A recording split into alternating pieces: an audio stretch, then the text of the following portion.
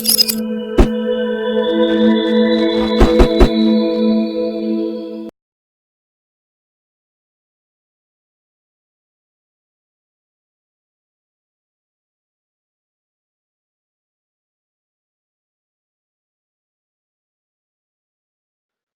here. Thank you very much. All right, Morning, perfect. guys. Enjoy. Yeah, thanks. This morning is going to be the first in a series of tech talks around something that I'll explain shortly. Basically, thanks to our sponsors and the main contributors to what we do. Just to put everybody in the picture, TAC, you might have heard or you might have seen things in Plumbing Africa around TAC. TAC is short for Technical Advisory Committee, made up of a couple of industry experts, manufacturers, plumbers, everybody that could possibly help to assist in dealing with these technical queries. When I say queries, it's more to do with possible contradictions between standards, ambiguity, in other words, gray areas and that. So what we'll do in the next little bit is we'll take the all of them are going to have the same format with regards to the actual problem statement. In other words, what was the query or what was the actual issue, what was required from TAC or what resolution was required from looking at this query, the actual documents that we use to reference those, the answers from, the reasoning around those documents and standards, the consequences of non-compliance with the standards or that resolution, and the actual resolution that gets saved and ratified by the PRV Exco. So let's dip straight into it. Discussion point that was raised: valves between pressure control valves with integral expansion relief and the actual cylinder. You'll see they all get numbered and they get dated and they get captured, very official. Basically, the problem statement was that a ball valve will not impede the expansion relief and therefore it will not affect the warranty of the geyser. This has always been the view of some geyser manufacturers, insurers and plumbers. As the valve is full flow in both directions, the geyser can expand when the valve is positioned between an integrated pressure control valve with expansion relief and the inlet of that geyser. Therefore, would not void the warranty, as currently some geyser manufacturers are not voiding warranties where this occurs. This was actually not the issue, but rather legality or the legality of the installation. The standard states no valves. Are we going to accept or not accept? So that is the question, or this is the type of question gets posed at or that gets leveled at TAC. And then the resolution is straightforward. When a ball valve is fitted between a geyser and a pressure control valve with an integral expansion or an expansion on its own, should this be recorded as a non-compliance? If not, under which conditions may it be allowed? So then we go to the standards. Always the standards. Important to note, I think there's about 6 or 7 of us on that committee. Everything gets minuted. It's a very thorough process in the sense that sometimes we mull over the same point for half a day and then someone comes up with another reference. It's not about an opinion. It's not about what works for you. It's about the standards. Whatever happens needs to be defendable. So if you get advice to do something from TAC, then we should be able to defend the decision or the resolution that we got to. So let's start with SANS 10254 of 2017, notwithstanding the provisions of 562, which basically says you need to have an isolator for, or an isolating valve for a geyser. An isolating valve shall not be provided between any pressure reducing valve and a water heater if such a pressure reducing valve incorporates an expansion relief device or vacuum relief intended to protect such water heater. We're all very familiar with the fact that you're looking at expansion relief. Important to note, it also applies to the vacuum breakers. In vacuum control valves in the same standard, in closed systems and in valve-operated vented systems, vacuum control valves shall be installed on both hot and cold water pipes to and from the heater to ensure that both lines and the water heater are vented and that the siphonage is prevented. 5.8 says, when an expansion control valve is installed on the cold water side of the water heater, it shall be installed downstream of any isolating valve, gate valve, non-return valve, or any other flow control device. So as far as SANS 10254 is concerned, there's a number of references to not having anything in the way. This would be a typical example of what the standard says you should not be doing. Same applies here, although this is not a ball cock, the same principle applies. Once the water has gone in there, it cannot get back. Yeah? While it's open and while it's operating, it's not a problem. The issue is that this could be closed at any time by a kid, through ignorance, through someone having done maintenance and couldn't find a valve somewhere, started to close valves off. Once you leave site, it's open, you're not under control, or you're not in control of what happens to that fitting or that shutoff after you leave there. 10252 part 1, the water bit. If the water contained in any water heater or cylinder is not at all times open to the atmosphere, or the water heater is not vented, the following shall apply. An expansion control shall be installed in the cold water supply pipe in the water heater in a position such that there is no valve between the water heater and that expansion control valve. Straightforward, there's no ambiguity there. 1352 says plumbing installation shall comply with 10254, which we saw first, and 10252 part 1, which we just looked at. So 1352 requires compliance with both of the previous documents. Then when it comes to the solar, it becomes a bit more complicated. The system assembly shall comprise of a solar water heater that complies with SANS 1307, and the control components and drip tray shall comply with 10254. So we go back to the actual standard that deals with the geyser bit, and then we get to 5.5. This subclause covers pressure control, flow control, temperature control, safety devices, for example, temperature and pressure safety valves, thermostats, tempering valves, check valves, and isolating valves, amongst others. So under this, if you look at 10.10.6 and you go to your copy of 10.10.6, you'll find under 5.5, it covers, you can see pretty much whatever valve you could put on a geyser. Safety and control devices shall comply with the relevant standards. In other words, the fitting or the device that you fit should be a compliant one. And then all functional pressure control and safety valves shall comply with SANS 198, and importantly be installed in accordance with 10254. So 10254 has already indicated that there's an issue with something between the ERV and the geyser. This would be a typical example of a minor change required, but the installation as it is here now, you'll see you've got the cold water coming in, you've got the hot water going into that tempering valve, and the blended or the mixed water or temperature regulated water goes out that way, and see where the vacuum breaker is on the other side of that valve there.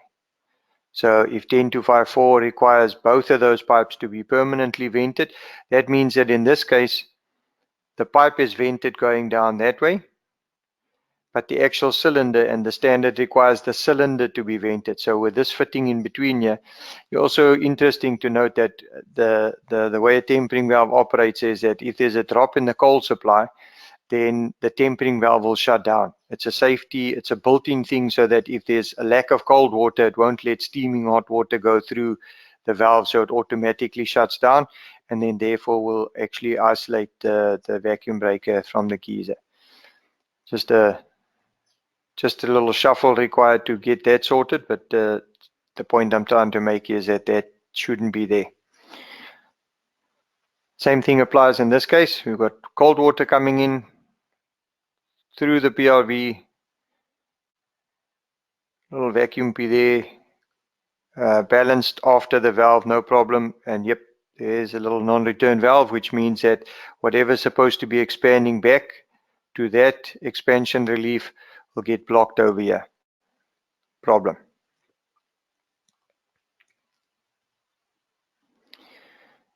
So we look at the consequences of non-compliance. We all know what we're supposed to, or we all know what is required. The point being that when you look at this problem statement, and what we had to look at was that if the inability of the hot water cylinder to expand via the expansion relief, that's why it is provided, will result in a buildup of pressure inside the cylinder, which could lead to the TP valve opening at around 20 times the rate that the ERV can. But you'd rather have the expansion relief continuously reducing that buildup of pressure than the TP valve opening up. Many slow discharges at expansion flow rates damages the seats. So for those of you that are like me curious and you've actually opened up and broken open a safety valve, you'll see it's got a nice little jumper in there. So by continuously having water, what do they call it, wire draw that seat there, it actually damages that valve, but at the same time it causes a buildup of deposits on the outlet of the TP valve. And funny enough, I've seen especially on heat pumps where the banjo valve, where the two were actually mixed, or they were actually used, or the one port on the banjo valve was used as a return port. With the hot water flow, it actually builds up lime in that area there, and it stuffs around with the operations of that valve, or the correct operations of that valve. So when all else fails, the rupturing of the cylinder in the event of TP valve not functioning or not installed correctly. Therefore, if it's a safety concern, as it negatively affects the TNP safety valve. So we're talking about a valve between the expansion relief and the cylinder. So if the valve is closed, or there's a problem with the continuous relief of that buildup of pressure, then you start looking at the geezer's automatic next fail-safe point would be the safety valve, and then it becomes a bigger issue. So it's a clear contravention of 10254, and the problem, okay, for some guys a problem, but the thing around 10254 is that it is quoted in the pressure regulations, it is quoted in the Water Services Act, and more importantly in about 95% of all the water services bylaws in the country, 10254 is quoted. So by playing around with that, you are indeed contravening a number of acts and regulations, and right down to municipal bylaws, which is something that should not even be contemplated at this stage. Now, the typical example, got that yesterday, just happened to work out, other than the fact that there's hardly any union type fittings around or anything else like that, you can see that's clear cut. I mean, if something had to happen when this thing is closed, that would automatically be shut down. Never mind all the other wrongdoings and non-compliances. Just looking at this here, you can see this just looks out of place.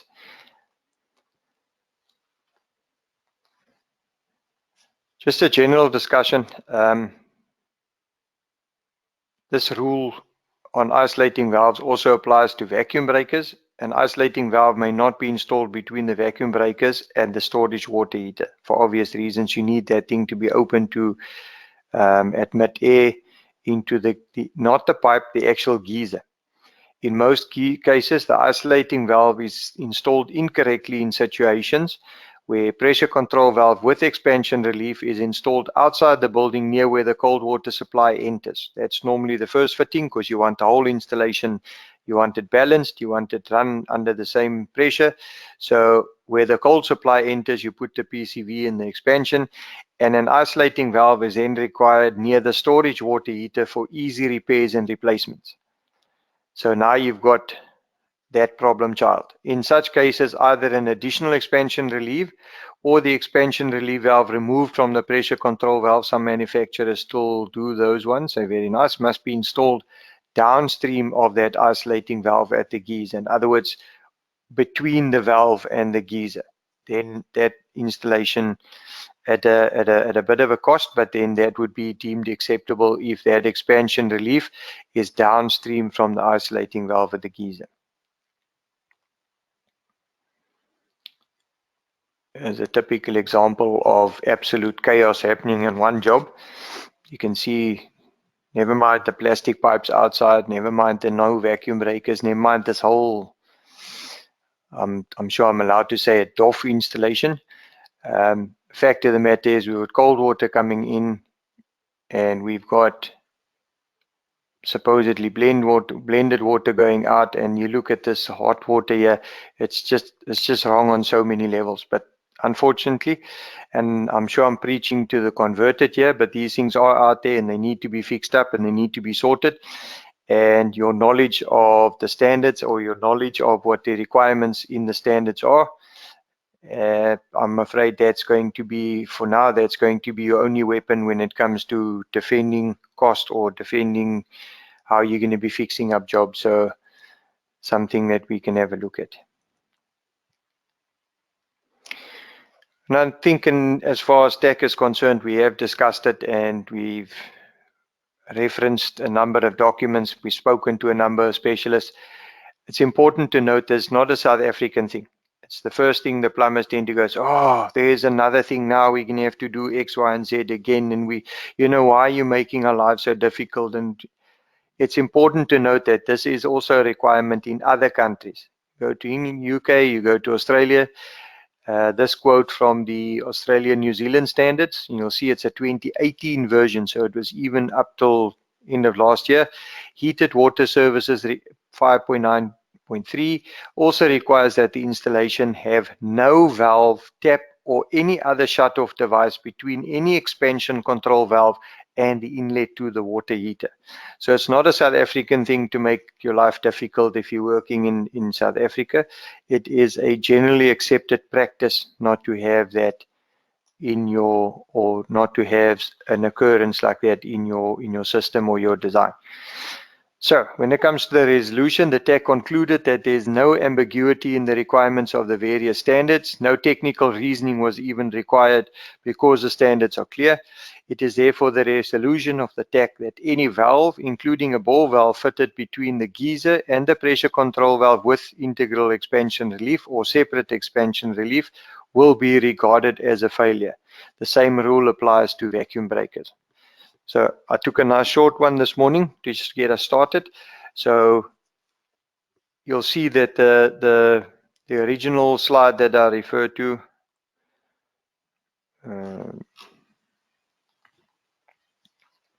here we go.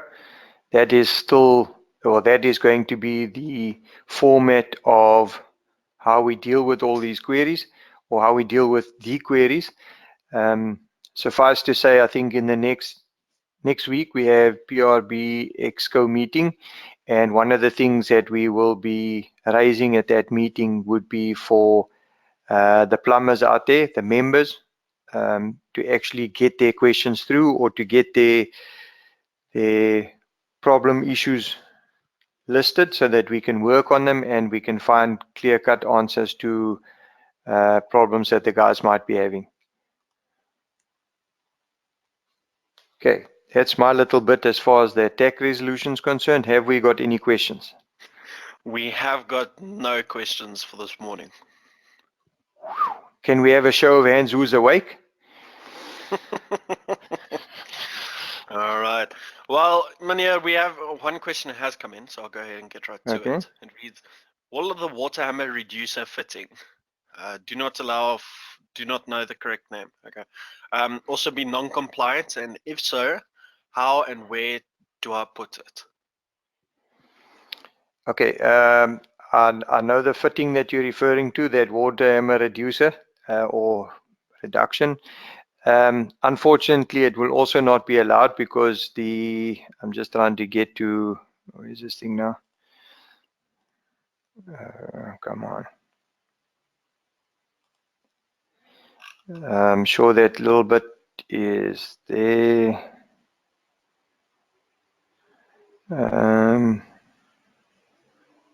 Sorry, wrong one. The standard refers to any flow control device. So it's not only valves and pressure controls, that anything that controls flow or that could impede flow would be dealt with under the same thing. So yes, I'm afraid that would also be considered a non-compliance. All right. Yeah. We've got another question here. It reads, so does this mean that the PRV can't be outside the house and needs to be near the geyser? Not necessarily. The theory is that you could have a PRV as your first fitting after the shutoff valve, balance the whole house, and then, like I said, you could either have a completely separate expansion relief. You could have a shutoff valve next to your, or just before you get to the geyser. The only requirement is that you need an expansion relief between that shutoff valve and the actual cylinder, so that you could have balance pressure coming through your PRV when it comes into the building, but then you need an additional expansion relief after the shutoff valve, between the shutoff valve and the cylinder. Then you sort it. Right. The next question here reads, can a valve like the Kalefi PRV be split up, installing the valve part outside and the relief part to be installed at the geyser?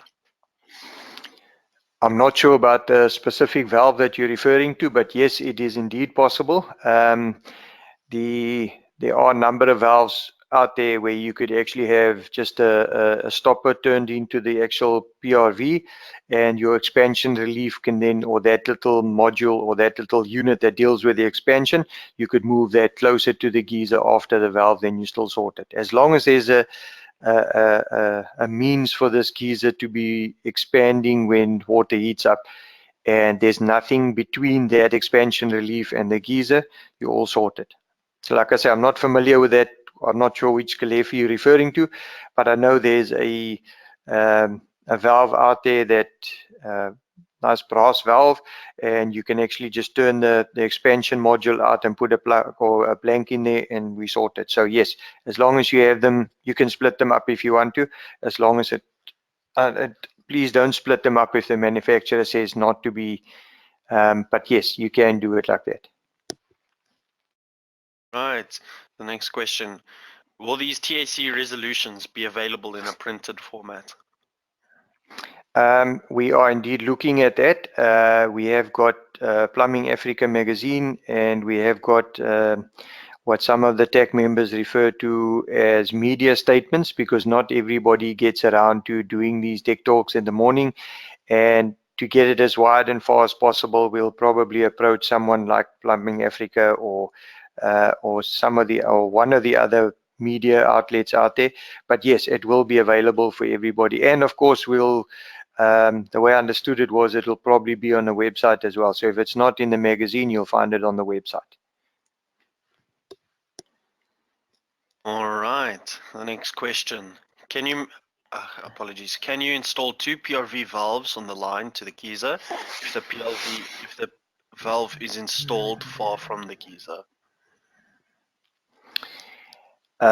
Yes, you can. The only problem with that is, I don't know if you've ever seen the presentation done by, I think it was Herman that did it.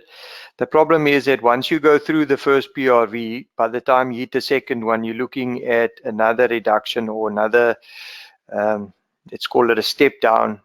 So you could have 5 or 6 of these in a line, but by the time you've gone through the additional ones, you actually end up with, especially if you're going up, considering, okay, let's put this in perspective. You've got a PRV at the bottom where the pipe comes out the ground, you've got a shutoff valve, you've got a PRV. So now you go up 1 or 2 floors, and you go across 3 or 4 or 5 meters, and yep, yeah, you run into another PRV before you get to the geyser. You can do that, but bearing in mind that it might actually stuff around with your flow rates and your pressure being delivered.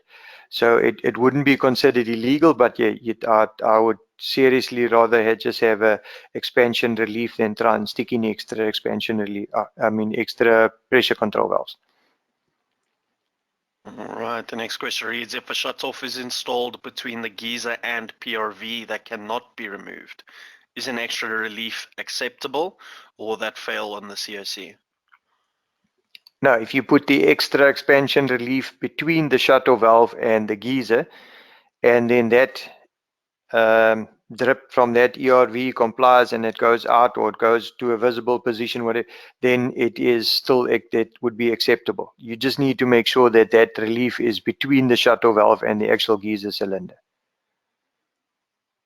Right, and then the next question, does PRB or IOPSA have a checklist of sorts, like the old Cobra 10254 checklist? The quick answer is yes. If you go to the IOPSA website, web store, where you buy your IOPSA thingies, you'll find that there is currently a check. It's actually a very nice checklist, because it splits up into energy efficiency, warranties, and safety. So when you look at this checklist, something is marked with a little red triangle, then you know that this box you're ticking now is safety critical, so it's basically not negotiable. If it's marked under eco, in other words, there's lagging issue, whatever, then you know it's got to do with the energy efficiency. So yes, you'd be in a position to do that non-compliance notice for these items. But I suggest pop into that, I think it's the web store. But basically, visit the IOPSA website. There's when you search, you'll find that there is a compliance checklist out there that is, I think it's having been part of this whole growth towards where we are now. You'll probably find that that checklist is loosely based on the old Cobra one, but they've added a number of points onto it. So yes, there is a checklist on the IOPSA website. All right, the next question reads, what is the maximum distance the PRV may be from the geyser? We have had this discussion amongst ourselves and with the manufacturers. It varies from one lot to the other. Some of them will tell you that it makes no difference. The only thing to bear in mind is if you look at 10252, the lower the pressure, the closer the expansion needs to be to the geyser. You'll find it in the standards, but it would vary from manufacturer to manufacturer. I don't know how many of you younger guys actually know of these, but you do get like a water station, or you get a unit or a box that you can build into a wall where your water supply comes in there, and it'll have your PRV, it'll have all of that in there. And there were issues with the distances from those actual units to the geyser, and some manufacturers had them further than others. I suppose it's got to do with the sensitivity of the valve or the actual mechanism of the valve itself. But other than that, I would suggest refer to your specific valve that you use. I don't think there's a generic distance that says that you've got to be 10 meters away from a geyser with a 400 kPa valve, because some guys will go less than that, or some guys will go more than that. I suggest you check on the one that you use, or the manufacturer of the one that you use, to confirm that distance. All right. Well, that's all of the time we have got for the questions this morning. So what I'm going to go do is end off the session now. Mr. Adrian, would you like to say something to end off? No, 100%, guys. See you next week, same time, same place, and then we'll discuss another, or hopefully we'll finalize another little issue at that time. Thanks, guys. Enjoy your day. All right, perfect. Then, guys, just from my side, thanks so much for joining us. We did have a question for myself, which I figured I might as well just go ahead and answer again. Guys, these sessions, they are available on the app Plumber, so you can go ahead and download them. I think it's under specifications and guides. You'll see there is a section for PIRB Tech Talks, so you can always go ahead and open that and then stream it at any point. Unfortunately, they're not downloadable, but you can go ahead and access them at any point. And these sessions are uploaded at the end of each month for that month's period. But other than that, guys, I am going to go ahead and end off the session now, guys. Please remember, just keep an ear out for the podcast. We are going to be starting that soon. So just keep an ear out for it. And then, guys, you must enjoy the rest of your week and have a great weekend to come. Thanks so much for your time this morning, guys. Enjoy the rest of your day. Bye-bye.